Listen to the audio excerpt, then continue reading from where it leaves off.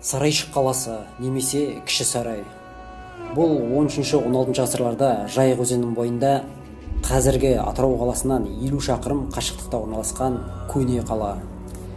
Ең алғашқы іргетасы 12 ғасырда Хорезмнің тұтқындарының көмегімен қаланған. Одан кейін Алтын Орданың басты қалаларының бірі болды.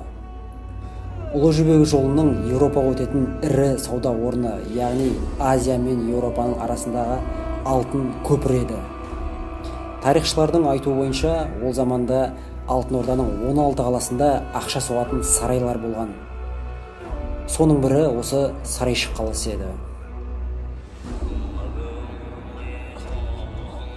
Ал Алтын Орда ыдырағаннан кейін 15-16 ғасырларда Сарайшық қаласы Ноғай ордасының орталығы, кейде Қазақ хандығының құрамына да еніп, тіпті Қасым ханның тұсында Қазақ хандығының астанасы болған.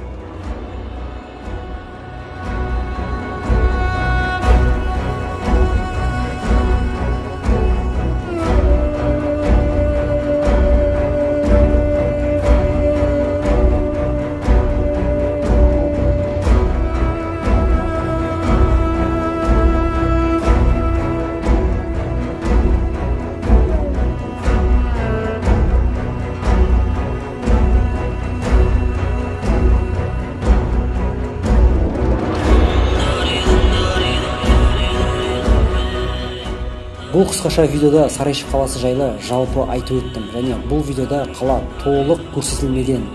Бұйырса, алдағы уақытта Сарайшық қаласындағы мешіт, медреселер, хан ордасы, порттар, базар және басқа да ірі құрылыстарды, әдемі жерлерін көрсетемін. Видеоны таныстарыңызбен бөлісіп, қазақ тарихының және менің осы Қазақ Сәулет YouTube арнамның дамуына өз үлестеріңізді қосыңыздар. Тарихымызды жаңғыртайық, қазақ елі. Бұл біздің тарихымыз, ал тарихын ұмытқан елдің болашағы да болмайды.